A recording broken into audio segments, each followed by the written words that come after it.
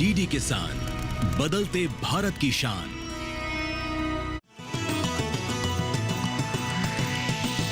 DD किसान, बदलते भारत की शान।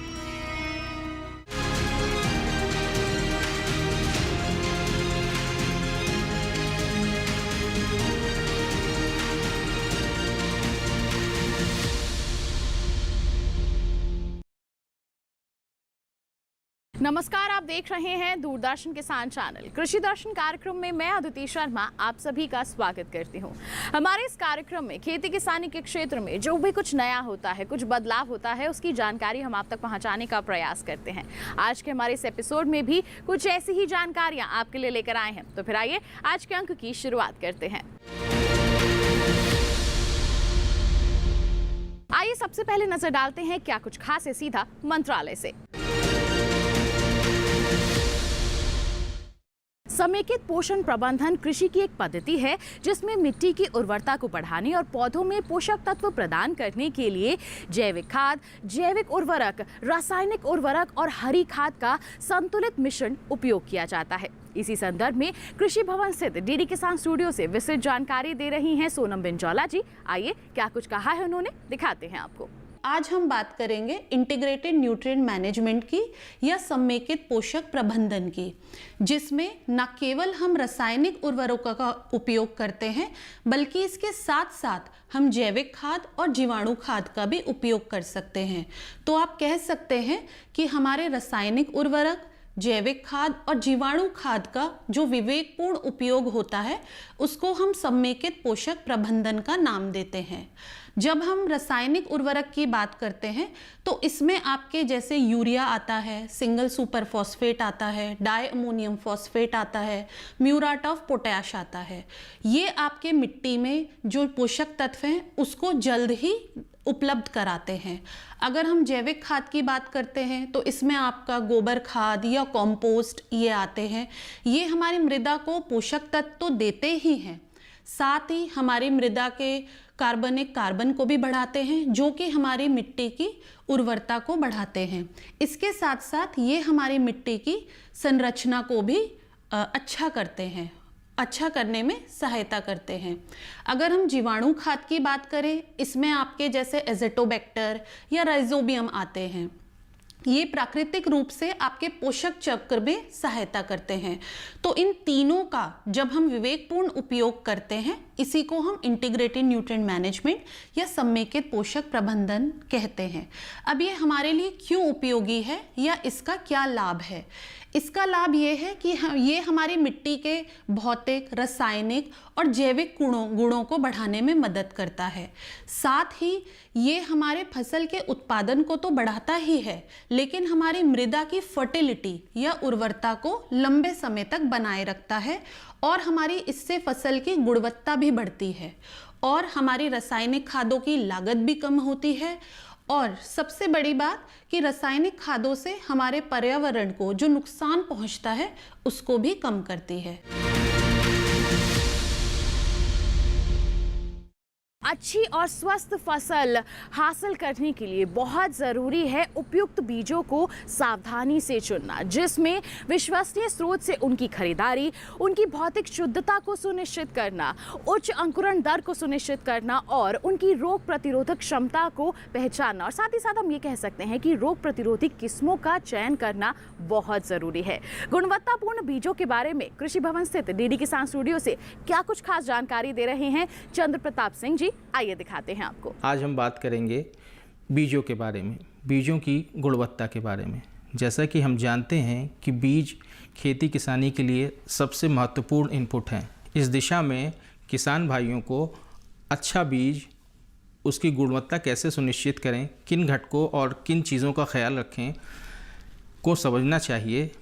और इसलिए आज हम बात करेंगे कि बीज गुणवत्ता के मुख्य घटक कौन कौन से हैं। तो सबसे पहले हम बात करते हैं आनुवांशिक शुद्धता, जेनेटिक प्योरिटी की। इसका मुख्य बिंदु ये है कि बीज उसी किस्म का हो जिस किस्म से वो उत्पन्न हुआ है।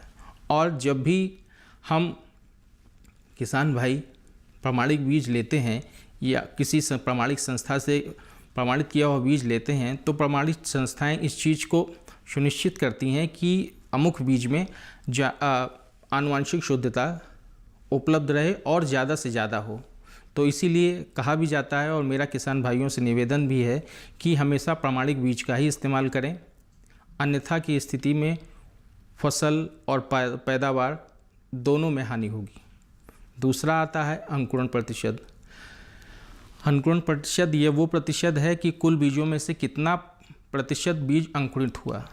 इसका एक आसान और घरेलू तरीका भी है और उस घरेलू तरीके में ये है कि किसान भाई लिए हुए बीजों में से, खरीदे हुए बीजों में से 10 बीज को एक गीले कपड़े में बांध करके 5 से 7 दिन तक एक गर्म कमरे में रख दें और इन 10 बीजों में से यदि 7 बीजों में अंकुरण होता है तो किसान भाई ये माने कि उनके द्वारा खरीदा गया बीज एक अच्छा बीज है और बोने योग्य बीज है। इसके बाद आता है विगर यानी ऊर्जावान बीज। तो ऊर्जावान बीज, यदि बीज ऊर्जावान है तो उस स्थिति में उन बीजों में ये विशेषता होती है कि वो प्रतिकूल इन्वायरमेंट, पर्यावरण में भी उगते हैं और बढ़त प्राप्त करते हैं। तो यदि बीज आपका ऊर्जावान बीज है तो शुरुआती दौर में जब पौधे को अपने बढ़त के लिए दिक्कत होती है, उस परिस्थिति में यदि आपका बीज ऊर्जावान और विगर युक्त बीज है तो वो आसानी से बढ़ेगा और उस दिशा में, उस परिस्थिति में होगा ये कि आपका जो बीज है वो शुरुआती बीमारियों और खरपतवारों से बच जाएगा। उसके बाद जब एक बड़ा पौधा हो जाता है तो अपने आप ही उसके अंदर बराबर रोगों से और बीमारियों से लड़ने की क्षमता उपलब्ध हो जाती है। तो यदि आपका बीज विगर युक्त बीज है तो उस परिस्थिति में आपका बीज का चुनाव निश्चित रूप से एक अच्छा चुनाव है। अंत में बीज गुणवत्ता को बनाए रखने के लिए या उसकी जांच परख के लिए सबसे अच्छा तरीका क्या है? सबसे अच्छा तरीका यह है कि प्रमाणीकृत किए गए बीजों को ही इस्तेमाल में लें और बोते समय बीजों के बीच की दूरी का पालन करें, रासायनिक उपचार अपने बीजों का कर दें। और यदि किसान भाई इन मोटी मोटी बातों का ध्यान रखते हैं तो निश्चित रूप से अच्छे गुणवत्ता वाले बीजों का इस्तेमाल किसान भाई कर रहे हैं और उस परिस्थिति में आपकी खेती की आर्थिकता और गुणवत्ता निश्चित रूप से अच्छी होगी। समुद्री दुर्घटना बीमा एक समुद्री बीमा है। जी हाँ, इसी संदर्भ में विस्तृत जानकारी दे रहे हैं कृषि भवन स्थित डीडी किसान स्टूडियो से राकेश कुमार जी। क्या कुछ कहा है इन्होंने, आइए उसकी एक झलक आपको दिखाते हैं। आज मैं भारत सरकार के मत्स्य विभाग के द्वारा समुद्री दुर्घटना बीमा योजना का जो कार्यान्वयन किया जा रहा है उसके बारे में मैं एक विवरण आपके सामने रख रहा हूँ। वर्तमान में यह योजना भारत सरकार के प्रधानमंत्री मत्स्य समुदाय योजना के अंतर्गत क्रियान्वयन किया जा रहा है, जिसमें सभी मछुआरे, मत्स्य किसान और इस गतिविधि में लगे सभी शामिल जो 18 से 70 वर्ष के बीच के हैं वो सभी इस योजना का लाभ उठा सकते हैं। जैसा कि बताया कि यह योजना दुर्घटना से संबंधित है। इस योजना के अंतर्गत पूर्ण रूपेण दुर्घटना होने या मृत्यु होने पर मछुआरा भाइयों एवं बहनों को 5 लाख रुपये दिए जाते हैं तथा आंशिक रूप से दुर्घटना होने पर 2.5 लाख रुपये दिए जाते हैं। साथ ही दुर्घटना के दौरान अस्पताल में भर्ती होने पर उन्हें 25,000 रुपये दी जाती है। इस योजना के अंतर्गत वर्तमान वित्तीय वर्ष में 79 रुपये की प्रीमियम राशि दी जाती है मछुआरा भाइयों को समुद्री दुर्घटना बीमा देने के लिए। और बहुत अच्छी बात है कि इसमें मछुआरों भाइयों को 1 भी रुपया का अंशदान नहीं दिया जा सकता है, अर्थात पूरा का पूरा प्रीमियम राशि भारत सरकार और राज्य सरकार के बीच वहन किया जाता है। साथ ही इस बात में बताना चाहूँगा कि जो भी मछुआरा भाइयों एवं बहनों जो केंद्र शासित प्रदेश के हैं उनकी पूर्ण रूपेण प्रीमियम की राशि भारत सरकार के द्वारा वहन किया जाता है। चूँकि मछुआरा भाइयों का 1 रुपया का अंशदान नहीं है तो हम निवेदन करना चाहेंगे कि ज़्यादा से ज़्यादा इस योजना में का लाभ उठाएं ताकि उन्हें ज़्यादा से ज़्यादा सामाजिक सुरक्षा उन्हें दी जा सके। आइए किसान भाइयों बहनों, अब कार्यक्रम में नजर डालते हैं सेगमेंट विज्ञान और किसान पर।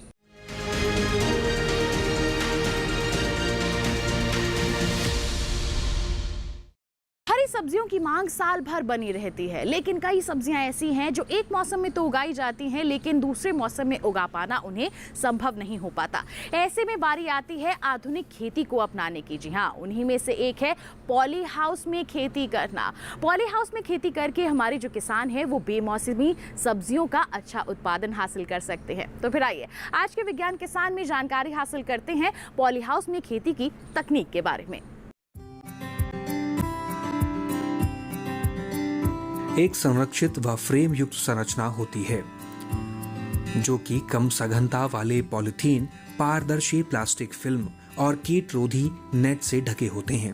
इसके अंदर फसलों को नियंत्रित वातावरण में उगाया जा सकता है।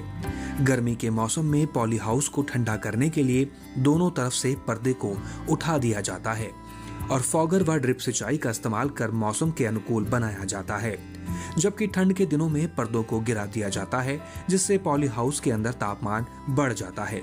इसके साथ ही तापमान नियंत्रण, आर्द्रता के साथ कार्बन डाइऑक्साइड, मृदा तापमान, पादप पोषक तत्व आदि को नियंत्रित करना आसान होता है।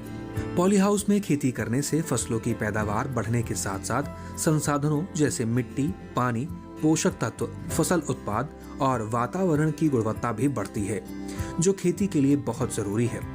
पॉली हाउस का उपयोग नर्सरी तैयार करने के लिए भी किया जाता है।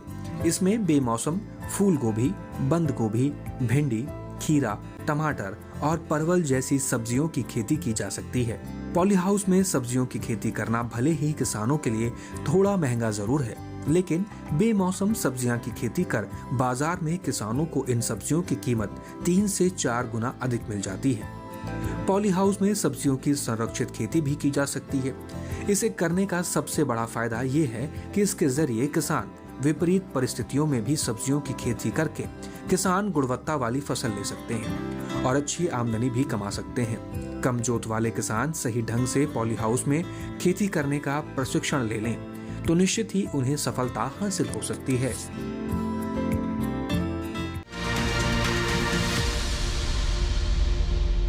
कार्यक्रम में फिलहाल रुक रहे हैं एक छोटे से ब्रेक के लिए। आप कहीं मत जाइए, हम जल्द ही हाजिर होंगे। बने रहिए दूरदर्शन किसान पर, देखते रहिए कार्यक्रम कृषि दर्शन। किसान भाइयों गांठ बांध लो, गांठ बांध लो, बात बहुत है काम की, समृद्धि के पैगाम की। मिट्टी के मिजाज को समझो, मिट्टी के हर राज को समझो, मिट्टी की तुम जांच कराओ, मुफ्त सॉइल हेल्थ कार्ड ले जाओ। कभी मुनासिब बीज लगाओ, सही किस्म की खाद ले आओ, जितनी जरूरी उतनी डालो, सही मात्रा खुद पहचानो, इसको अपना मंत्र बना लो, मिट्टी की सेहत तो जानो। बात बहुत है काम की, कम लागत अधिक वरदान की। किसान भाइयों गांठ बांध लो, आज ही मिट्टी की जांच कराएं, राज्य सरकार के कृषि अधिकारी से संपर्क करें और मुफ्त में सॉइल हेल्थ कार्ड पाएं। कृषि और किसान कल्याण मंत्रालय द्वारा किसान हित में जारी। नमस्कार किसान भाइयों और बहनों, मैं हूं आपका एआई एंकर कृष। आज हम बात कर रहे हैं बैंगन की खेती के बारे में। बैंगन की खेती किसानों के लिए कम लागत में ज्यादा मुनाफा कमाने का बेहतरीन तरीका है। 1 हेक्टेयर में इसकी खेती पर लगभग 40 से 50 हजार रुपए का खर्च आता है, जबकि 4 से 5 महीनों में 250 से 300 क्विंटल तक उपज मिल सकती है। अगर बाजार भाव 15 से 20 रुपए प्रति किलो भी रहे तो किसान आसानी से 4 से 6 लाख रुपए तक कमा सकते हैं। इसके लिए हाई यील्डिंग और हाइब्रिड किस्मों जैसे पूसा क्रांति, पूसा भैरव, अर्का नीलकंठ आदि का चयन करना चाहिए। दोमट या बलुई दोमट मिट्टी और हल्की गर्म जलवायु में यह फसल बेहतर होती है। फूल और फल आने के समय समय पर सिंचाई और जैविक खाद का उपयोग जरूरी है। साथ ही फल छेदक और झुलसा जैसी बीमारियों से बचाव के लिए जैविक कीटनाशकों का इस्तेमाल करना चाहिए। बैंगन न सिर्फ घरेलू बाजार में बल्कि विदेशों में भी निर्यात होता है, जिससे किसानों की आमदनी बढ़ सकती है। सरकार भी सब्सिडी और तकनीकी सहायता देकर आधुनिक खेती को बढ़ावा देती है। सही योजना और देखभाल से बैंगन की खेती किसानों को अच्छा मुनाफा दिलाकर उन्हें आर्थिक रूप से मजबूत बना सकती है। इसी तरह कृषि और किसानों से जुड़ी हर महत्वपूर्ण जानकारी के लिए हमारे साथ जुड़े रहिए और देखते रहिए डीडी किसान। धन्यवाद। ब्रेक के बाद दूरदर्शन किसान चैनल के कार्यक्रम कृषि दर्शन में आप सभी का फिर से स्वागत है। आइए कार्यक्रम को आगे बढ़ाएं और नजर डालें हमारे अगले सेगमेंट पर।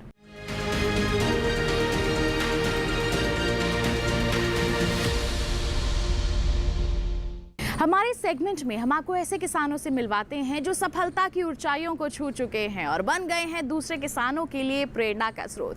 तो कौन है आज के हमारे सफल किसान, जानने के लिए रुख करते हैं कृषि स्टार्टअप सेगमेंट का।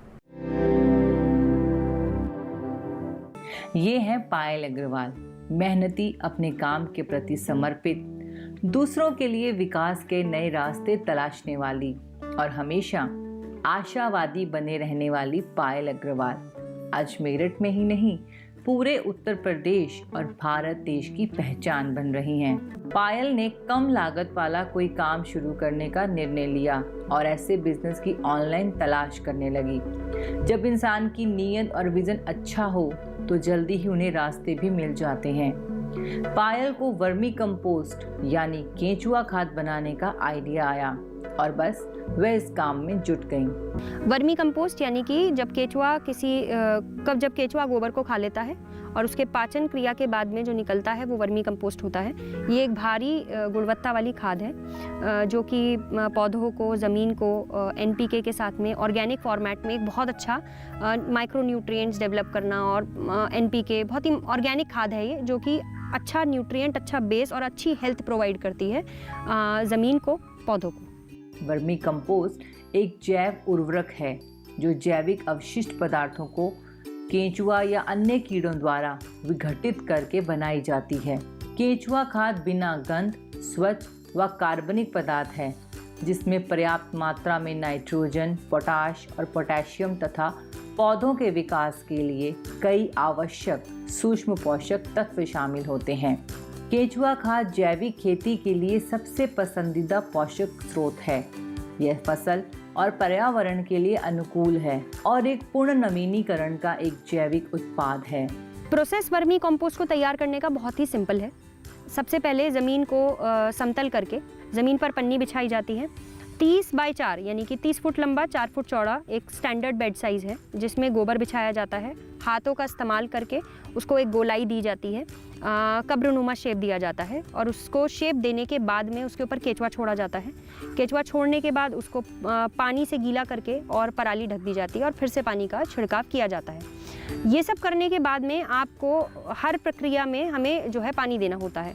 पानी देते देते लगभग 20 से 25 दिन बाद आपका खाद बनना तैयार हो जाता है और ये जो हमारा बेड है, इस बेड में 3 से 4 लेयर में खाद बनकर तैयार होता है। 1 महीने के बाद वर्मी कंपोस्ट तैयार हो जाती है। पायल ने भी पूरी मेहनत और लगन के साथ वर्मी कंपोस्ट खाद बनाने का काम शुरू किया। एक खाद के लिए एक बेड तैयार करने में 8 से 8,500 रुपये तक का खर्चा आता है। 30 फीट लंबे और 4 फीट चौड़ाई वाले एक बेड में 300 रुपये की पॉलीथीन लगती है और 30 किलोग्राम केंचुआ लगता है और 1500 किलोग्राम गोबर। ये तमाम गणित पायल को आज भी अच्छी तरह याद है। लगभग 20 से 25 दिन के अंदर पहली लेयर 3 से 4 इंच की हर बेड में तैयार हो जाती है। धीरे धीरे इस तरीके से हम एक बेड से मैं जो है खाद को अलग कर लेती हूँ।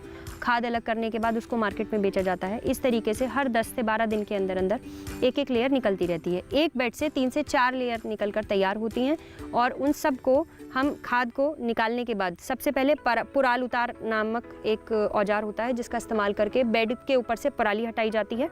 उसके बाद खाद को नीचे सख्त गोबर से अलग करके भुरभुरी खाद को हम थोड़ा सा किरोदा मार के, किरोदा एक टूल का नाम है यानी कि एक औजार का नाम है, उसको किरोदे से थोड़ा सा खाद को भुरभुरा किया जाता है।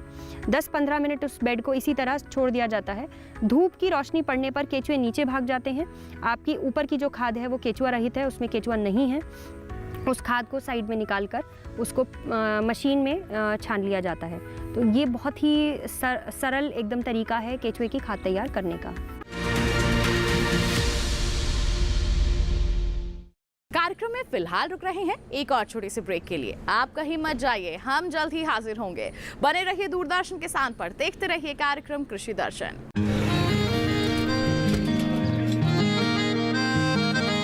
क्या बात है भाई, आजकल तो काफी खुश नजर आ रहे हो।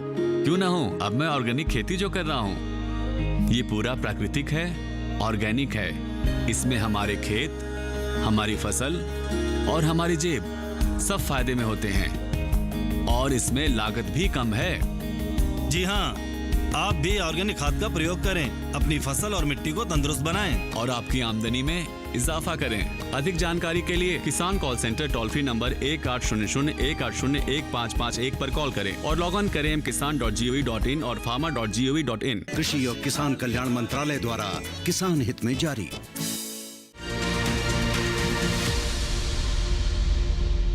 नमस्कार किसान भाइयों और बहनों, मैं हूं आपका एआई एंकर कृष। आज हम बात कर रहे हैं पालक की खेती के बारे में। सितंबर का महीना पालक की खेती शुरू करने के लिए सबसे अच्छा माना जाता है क्योंकि बारिश के बाद खेत में नमी बनी रहती है जिससे बीज आसानी से अंकुरित होते हैं।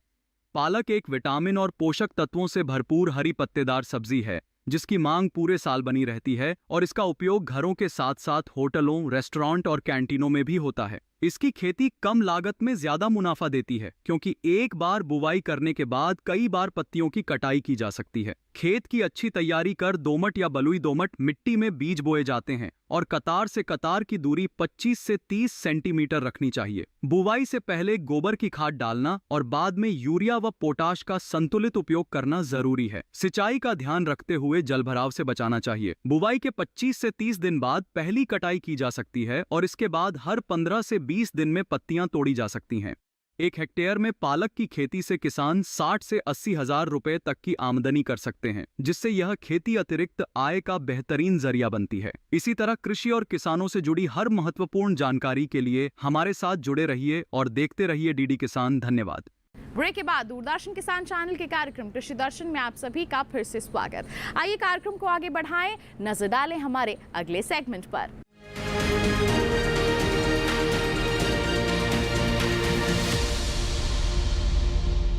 हमारे सेगमेंट में हम बात करेंगे मृदा स्वास्थ्य कार्ड योजना के बारे में। एक ऐसी योजना है जो आपकी खेत की जो मिट्टी है उसकी सेहत को बयां करती है। जी हाँ, इसके तहत एक कार्ड बनता है जिसे कहते हैं मृदा स्वास्थ्य कार्ड। उसमें सारी जानकारी होती है जिसके अनुसार आप अपने खेतों में पोषक तत्वों का प्रबंधन कर सकते हैं। तो किस तरह से ये योजना आपके लिए लाभकारी साबित हो सकती है, जानकारी के लिए रुख करते हैं सेगमेंट फार्मिंग इंडिया का।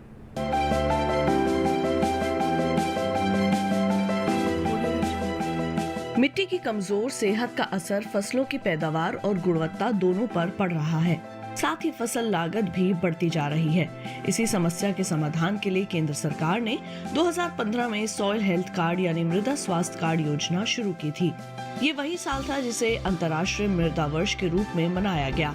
एक ऐसी योजना जो खेत की मिट्टी में कमजोरियों का भी पता लगाती है और बताती है कि मिट्टी में कौन से पोषक तत्व की कमी हो रही है। ज्यादा फसलें, उर्वरकों और कीटनाशकों का अंधाधुंध और असंतुलित इस्तेमाल मिट्टी की उपजाऊ शक्ति को लगातार कमजोर कर रहा है। जानकारी की कमी से किसान खेतों में रासायनिक उर्वरकों का इस्तेमाल कर रहे हैं, भले ही उस उर्वरक की जरूरत हो या न हो।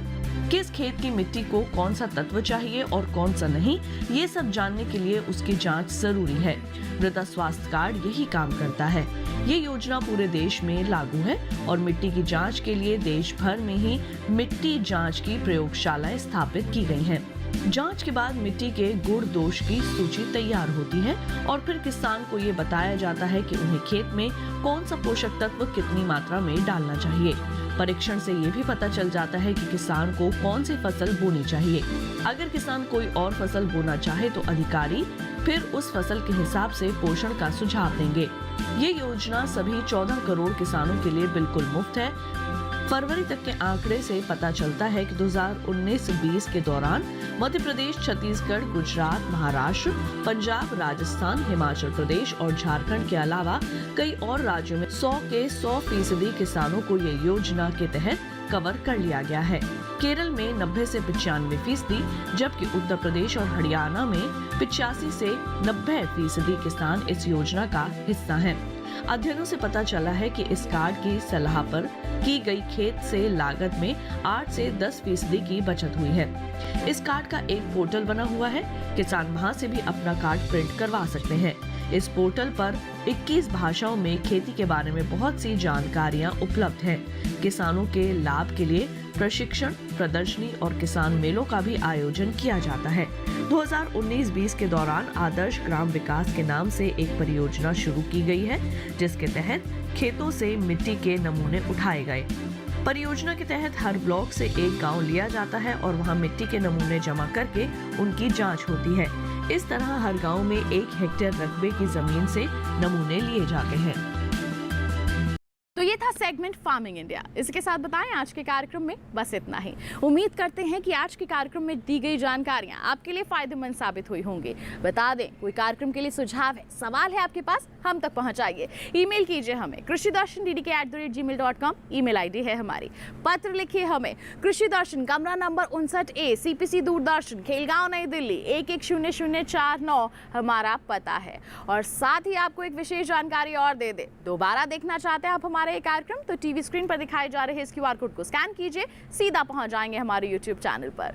तो इसी वादे के साथ किसान भाइयों बहनों के अगले अंक में हम फिर होंगे हाजिर कुछ नई और महत्वपूर्ण जानकारियां लेकर। तब तक के लिए हमें दीजिए इजाजत, लेकिन आप बने रहिए दूरदर्शन किसान पर। नमस्कार।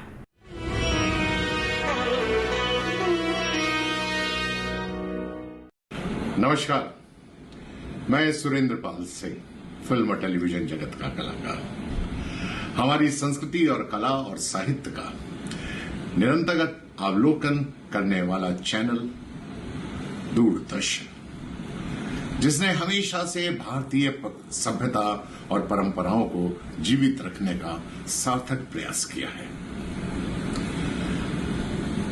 दोस्तों, समृद्ध भारत और जन जन के भरोसे का प्रतीक हमारा राष्ट्रीय चैनल दूरदर्शन, जिनका 15 सितंबर को स्थापना दिवस है, दूरदर्शन के वार्षिक महोत्सव पर कला, संस्कृति और सभ्यता से सुसज्जित विशेष कार्यक्रम शब्दांजलि को देवांचल की प्रेम कथा के कलाकारों की तरफ से अभिनंदन और सुरेंद्र पाल सिंह की तरफ से हार्दिक शुभकामनाएं और बहुत बहुत बधाई।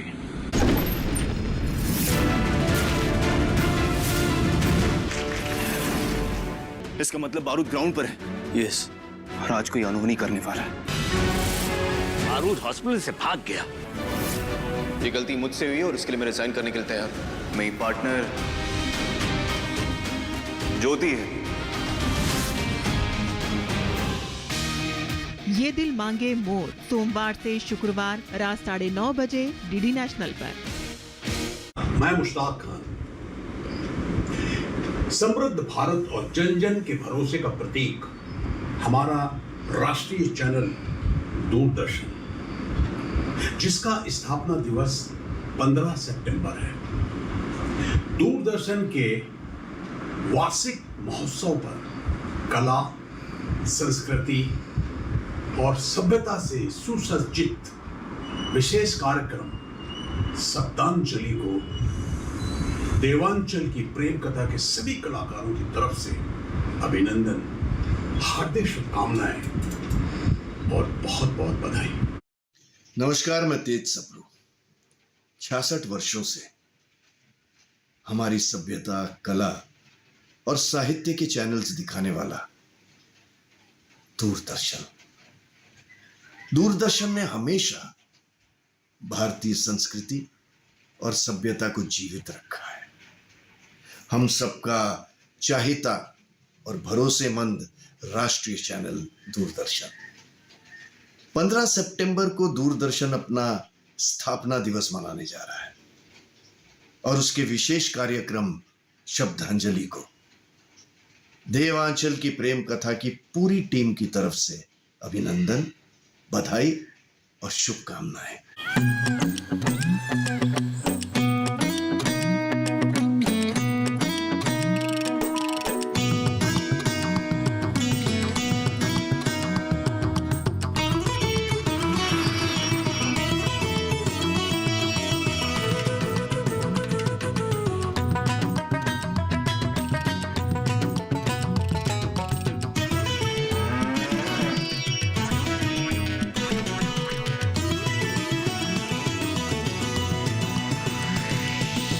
डीडी किसान, बदलते भारत की शान।